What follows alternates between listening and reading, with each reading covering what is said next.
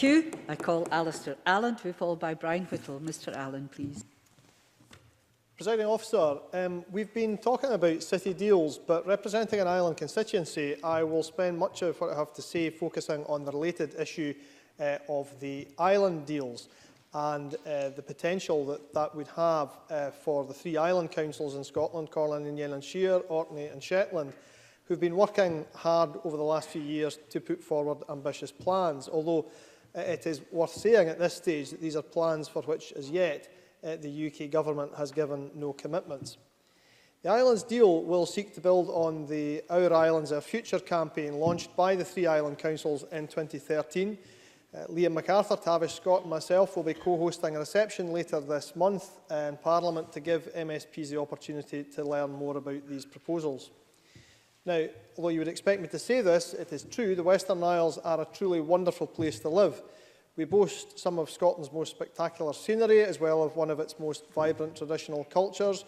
We have one of the lowest crime rates in Scotland, one of the highest rates of happiness and fulfilment, although they're not in the chamber, but I should admit that we regularly share those distinctions with Orkney and Shetland.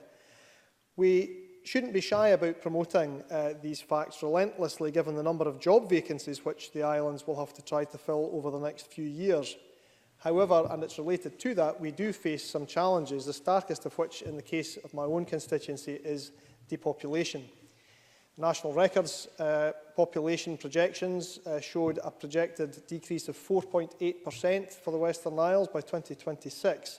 And there are no easy fixes to tackling depopulation on that scale and its underlying causes.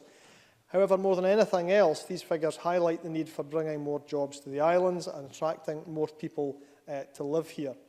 And that's why I'm pleased to see the kinds of projects being put forward in the potential islands deal, which are truly transformational in nature.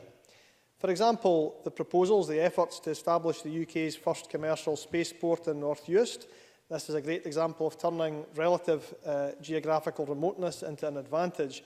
And when you consider the existing assets and infrastructure in place due to the Hebrides MOD missile test range, then North Uist is ideally placed to capitalise on these proposals. Something else that has also captured the public imagination has been the mooting of fixed link crossings, for example, across the Sound of Harris. And this would, if it came to pass, radically improve the transport connectivity between the islands that I represent. And while it might sound fanciful to some, it does make sense if, to paraphrase Roosevelt, we look to Norway, or indeed if we look to the Faroe Islands. In both countries, we see networks of such tunnels under a sustained building programme, and there is also a practical need for it, given both the immense pressure on the Sound of Harris during the summer and the MCA's recategorisation of the vessels required for it. While not as eye-catching as underwater tunnels or spaceports, proposals to upgrade and complete the Western Isles spinal route, our main road, would have no less a transformational effect. The Western Isles main road runs from Ness via 2 ferries and several causeways to the Isle of Battersea in the south. Much of this main road is single track, by which I mean you have to stop to let other cars past. And there remains a great deal of main road still to be upgraded, and it would take significant capital, it must be said, so to do. And while I hear what Andy Whiteman said about investing in rail, it is probably, I would concede, not yet a realistic proposal to bring rail to my constituency. Other projects in housing, digital and mobile connectivity, housing, tourism and port development are also being pursued. City-region deals, such as what is being put forward for the islands, are enablers to drive inclusive economic growth, and the Scottish Government has been driving much of this work forward nationally. As other members have noted, the UK Government has fallen short and failed to match the Scottish Government's contribution in several city-region deals, and as I say, in the case of the Islands deal, has yet not made commitments. Only a few months ago, the Islands Minister Paul Wheelhouse confirmed the commitment of the Scottish Government, however, to assisting the 3 island councils in working towards a deal for the islands. We now need a formal commitment on that from the UK Government.